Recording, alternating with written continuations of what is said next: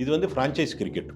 இது வந்து ஒரு ஸ்டேட் லெவல் கிரிக்கெட்டோ, ஜோனல் லெவல் கிரிக்கெட்டோ அந்த மாரி கிடையாது. ஃப்ரான்ச்சைஸ் கிரிக்கெட்ன்னு எப்போ வருதோ, அப்போ வந்து முதலாளி உண்டு. ஐபிஎல்லுக்கு அப்புறம் வேர்ல்ட் கப் ஜெயிச்சிட்டாரு T20லயே ரோஹித் சர்மா. இப்போ சாம்பியன்ஸ் ஆகுது. சாம்பியன்ஸ் ட்ராஃபியும் ஜெயிச்சிட்டாரு. ஸோ அவருடைய stock is very high now.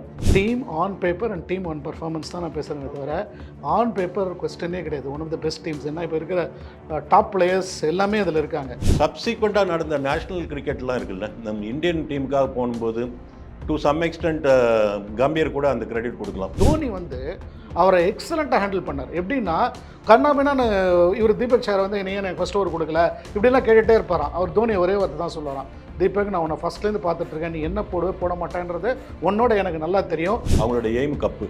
இவனுக்கு சான்ஸ் கொடுத்து இவன் வாழ்க்கையில் ஒளி ஏற்றி வைக்கிறதுலாம் அவங்களுக்கு பிரச்சனையே கிடையாது.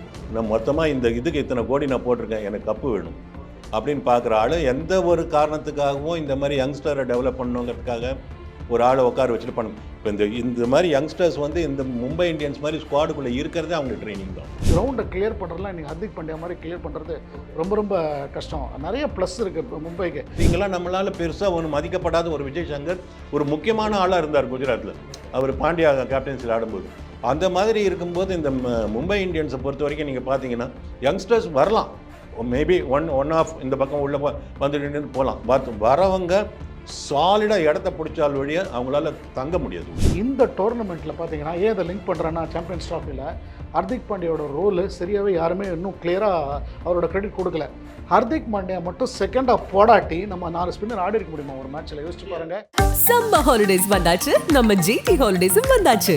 GT holidays, South India's number 1 travel brand. முதுகு வலியா, மூட்டு வலியா, கை கால் நீட்ட மடக்க இயலாமையா? அறுவை சிகிச்சை இல்லா குணம். டாக்டர் ஸ்ரீவர்மாஸ் PCR மகாராஜா தைலம். 5 டைம் சாம்பியன், ஒரு பெரிய ஒரு லேண்ட்மார்க்கே பதிச்ச டீம்னே சொல்லலாம். சார் சிரிக்கிறாரு, நான் ஃபேன்னால அப்படி பேசுகிறேன்னு. பட் அப்படி இல்லை, உண்மையிலேயே 2013 தொடங்கி 2020 5 சாம்பியன்ஸ் அடிச்சிருக்காங்க. ஸோ ஃபஸ்ட்டு கொஸ்டினாக நான் வந்து சார் ரமேஷ் சார் உங்கள்கிட்ட கேட்கணும்னு நினைக்கிறேன். ஒற்றுமை. ஏன்னா அந்த போன வருஷம் வந்து அந்த 5 பேருக்கும் நடந்த ஒரு அந்த கான்ட்ரவர்சியை நம்ம பார்த்தோம் போன வருஷம் நடந்ததில்ல. பட் இந்த வருஷம் ஒரு யூனிட்டாக இருக்காங்க. ஒரு ரீட்டைன் பண்ணதுலேருந்து இருக்கட்டும், இப்போ நிறைய இதில் வந்து 5 பேரும் ரோஹித் சர்மா, சூரியகுமார் யாதவ், பாண்டியா, திலக், பும்ரா ஒற்றுமையாக இருக்காங்க. அந்த ஒற்றுமை எவ்வளோ பெரிய பூஸ்டாக இருக்க போகுது டீமுக்கு? இருக்கும். நம்ம இப்போ லாஸ்ட் இயர் கூட பாண்டியா வந்து அந்த மாதிரி ஒரு பேக் சைடு என்ட்ரியில் உள்ளே வரும்போது அது எப்படிலாம் பிரச்சனையை கலப்பும் அப்படின்லாம் பேசிகிட்டு இருந்தோம். பட் அப்போவே கூட நான் வந்து ரிப்பீட்டடாக ஒரு பாயிண்ட் சொல்லிட்டு இருந்தேன். இது வந்து ஃப்ரான்ச்சைஸ் கிரிக்கெட். இது வந்து ஒரு ஸ்டேட் லெவல் கிரிக்கெட்டோ, ஜோனல் லெவல் கிரிக்கெட்டோ அந்த மாதிரி கிடையாது. ஃப்ரான்ச்சைஸ் கிரிக்கெட்னு எப்போ வருதோ அப்போ வந்து முதலாளி உண்டு. எப்படிப்பட்ட முதலாளின்னு நீங்கள் பார்க்கணும். அம்பானிலாம் மேன் மேனேஜ்மெண்ட்டில் எங்கேயோ இருக்கிற ஒரு ஆள். அவங்களாம் அந்த இந்த அம்பானியோட குரூப்பில் இவ்வளோ பெரிய எம்பையர் இருக்க ரிலையன்ஸ்னு ஏதாவது யூனியன் கேள்விப்பட்டிருக்கீங்களா? இருக்கவே இருக்காது. அவருக்கு தெரியும் எங்கே யாருக்கு என்ன போட்டு அமுக்கணும் அப்படின்னு அவருக்கு தெரியும். அங்கே அந்த ஆளுக்கு அந்த மாதிரி போட்டு அமுக்கிட்டாங்க. அவ்வளோதான். ஓகே, விஷயம் அதோட முடிஞ்சு போச்சு. அதுக்குள்ளே நம்ம டீப்பாக போக வேண்டாம். பட் இந்த இடத்துல ஒரு சின்னதாக ஒன்று நம்ம வந்து அவுட் ஆஃப் த வே போய் சொல்லணும் அப்படின்னா, சப்சிக்வெண்ட்டாக நடந்த நேஷனல் கிரிக்கெட்லாம் இருக்குல்ல, நம்ம இந்தியன் டீமுக்காக போகும்போது டு சம் எக்ஸ்டென்ட் கம்பீர் கூட அந்த கிரெடிட் கொடுக்கலாம். அந்த டீமை வந்து ஒரு மாதிரி ஜெல்லாக கொண்டு போய் விக்டரி தோல்விங்கிறது ஒரு பக்கம் வச்சுருங்க. டீமுக்குள்ளே எந்த ஒரு மனத்தாங்கல் வராத மாதிரி, மனக்கசப்பு இல்லாத மாதிரி பார்த்துக்கிட்டு, இவனை பற்றி அவன் பேசுறது, அவனை பற்றி இவன் பேசுறதுன்னு இல்லாத மாதிரி. இப்போ ரோஹித் சர்மா இருந்திருக்கு, அதே டீமில் இருந்தார். பும்ரா அதே டீமில் இருந்தார். பாண்டியா அதே டீமில் இருந்தார். அவங்களுக்குள்ள ஒரு நல்ல கமராட்ரி இருக்கா மாதிரி நம்ம வெளியிலையும் நம்ம தெரிஞ்சுது. ஃபீல்டில் பார்க்கும்போது கூட அவங்களுக்குள்ள நல்லா ஜோக் அடிச்சுட்டு சிரிச்சுட்டு பேசிட்டு அப்படிலாம் இருந்தாங்க. இந்த ரிலேஷன்ஷிப் வந்து உடனே ஐபிஎல் போனோன்னு மாறாது. எங்கே மாறும் அப்படின்னா, 2 பேருக்குள்ள ராங் சைடு ரப் பண்ண ஆரம்பிக்கிறாங்கன்னு வச்சுக்கோங்க, அப்போ மாறும். அது இல்லாத வரைக்கும் எந்த பிரச்சனையும் கிடையாது. இனிமேல் இருக்கிறதுக்கு சான்ஸ் இல்லை. அதுக்கு வந்து கொடுத்த மருந்து தான் சூரியகுமார் யாதவோட கேப்டன்சியில் பாண்டியா ஆடினதும், ரோஹித் சர்மா கேப்டன்சியில் பாண்டியா ஆடினதும். அதுதான் அண்டர்ஸ்டாண்டிங் வந்து, ஐயா நீ இங்கே எனக்கு கீழே, அங்கே நான் உனக்கு கீழே, ஓகேவா, தானிக்கு தீனி அப்படின்னு சொல்லிட்டு அதை பண்ணிட்டாங்க. ரொம்ப எக்ஸலண்ட்டாக மேனேஜ் பண்ணாங்க அம்பானி குரூப். ஓகே சார், அந்த 5 ரீட்டைன்ஸை பற்றி பேசி ஆகணும்னு நினைக்கிறேன். ஏன்னா ரோஹித் சர்மா, திலக் வர்மா, சூரியகுமார் யாதவ், ஹர்திக் பாண்டியா, பும்ரா ஒரு பெரிய ஒரு பில்லர்ஸ். அந்த 5 பில்லர்ஸ் இருக்காங்கல்ல.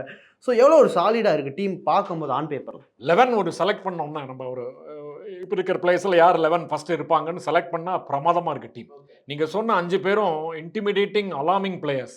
சோலோவாக மேட்சை முடிச்சு கொடுப்பாங்க. ஆமாம், அந்த அளவுக்கு யார் வேணால் ஒரு சிங்கிள் ஹேண்டடாக மேட்சை முடிக்கலாம், அந்த அளவுக்கு தகுதி உள்ளவங்க. இதில் நீங்கள் ரிக்கல்டன் விட்டீங்க. ஓகே, நான் அந்த 5 ரீடைன்ஸை பற்றி பேசுகிறேன். அந்த ரீடைனர்ஸை அதுக்கு அடுத்தது இருக்கிற ரிக்கல்டன் பெரிய, அவரை பற்றி இப்போ whole world is talking about is talents. அவர் வந்து சவுத் ஆப்பிரிக்காவுக்கு ஷார்ட் டயத்தில் நல்லா பர்ஃபார்ம் பண்ணியிருக்காரு. அதனால் அவருடைய இது இருக்குது. ட்ரெண்ட் போல்ட் திரும்பி வந்திருக்காரு. அதனால் அவர் ஒரு எஸ்டாப்ளிஷ்டு பவுலர் ஃபார், அவங்களுக்கே நல்லா ஆனவர். ராஜஸ்தான் ராயல்லையும் போய் சக்ஸஸ்ஃபுல்லாக ஆனவர். அதனால் அவங்க பவுலிங் அட்டாக்காக இருக்கட்டும் பேட்டிங்காக இருக்கட்டும் ஒரு 11 செலக்ட் பண்ணிச்சே ரொம்ப நல்லா இருக்கிற மாதிரி தான் இருக்குது. ஒன்லி அவங்களுடைய பெஞ்ச் ஸ்ட்ரென்த் வந்து கொஞ்சம் எதிர்பார்க்குற மாதிரி இல்லை. அதை தானே தவிர, அது தவிர நீங்கள் சொன்னீங்களே இப்போ ஒரு நம்ம பேசியிருந்தோமே, நீங்கள் ரமேஷோட பேசியிருந்தீங்களே உங்களோட பாலிடிக்ஸ் லாஸ்ட் இயர் இருக்குன்னு.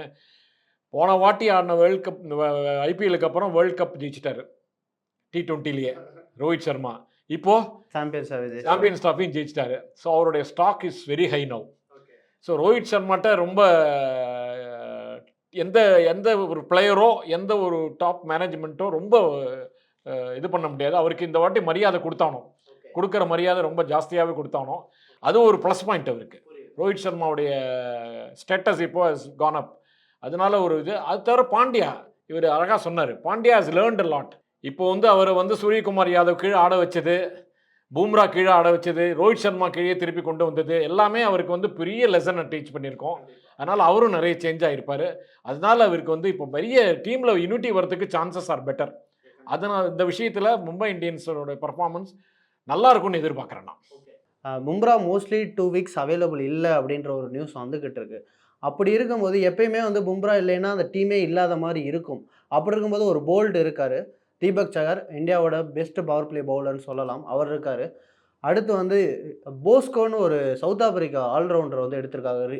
டீசெண்டாக 140+ போடக்கூடிய பவுலர் அண்டு பேட்டிங்லேயும் டெத்தை லாஸ்ட்டில் அடிக்கக்கூடியவர். சவுத் ஆப்பிரிக்கா T20யில் நம்ம அவர் ஆடினதை பார்த்தோம். ஸோ அப்படி இருக்கும்போது நிறையா ரீஸ்டாப்லி ஒரு மாதிரி ஃபாஸ்ட் பவுலர் எடுத்திருக்காங்க. ஸ்பின்னரில் எப்பயுமே அந்த மும்பைக்கு இருக்கிற ஒரே குறை, அந்த ஸ்பின்னர்ஸ் ஒழுங்காக எடுக்க மாட்டாங்க. எப்பயும் கரண் சர்மா, பியூ சாவ்லா வச்சு ஆடிக்கிட்டு இருந்தவங்க இந்த தடவை சாண்ட்னரை உள்ளே கொண்டுட்டு வந்திருக்காங்க. ஏன்னா அவரோட இம்பேக்ட் எவ்வளோ, ஒரு கேப்டனாக எவ்வளோ பண்ணாருன்னு நமக்கு தெரியும். அண்ட் முஜிபுர் ரஹ்மான் ஆப்கானிஸ்தானில் வந்து ரீடென்ஷனாக எடுத்திருக்காங்க. ஸோ பவுலிங் யூனிட் மொத்தமாக எப்படி இருக்குது? சாண்ட்னர் கொஸ்டனே இல்லை சார். இப்போவும் பார்த்தீங்கன்னாக்கா எக்ஸலண்ட்டாக பெர்ஃபார்ம் பண்ணுறாரு, நியூசிலாண்டுக்கு நல்லா போடுறாரு. அவர் வெல்கம் அடிஷன் தான்.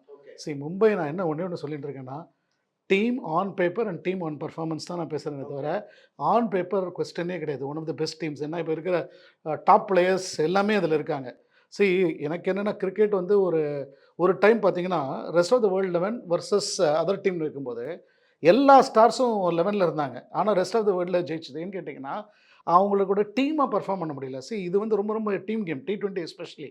அந்த ஒரு ஆஸ்பெக்டில் தான் நான் இது பார்க்குறேனே தவிர ஸ்பெசிஃபிக்காக போலிங் பார்த்தீங்கன்னா பும்ரா ஃபஸ்ட்டு ஃபேஸில் இல்லை. ஓகே, என்னை பொறுத்த வரைக்கும் Deepak Chahar has to be handled very well by a captain. ஏன்னா அவர் வந்து ஒரு கேப்டன்ஸ் டிலைட் ஆர் கேப்டன்ஸ் போலர்னு சொல்லுவாங்க. சில பேர் பார்த்தீங்கன்னா சக்லின் முஷ்டாக்னு ஒரு பெரிய ஆஃப் ஸ்பின்னர் இருந்தார்.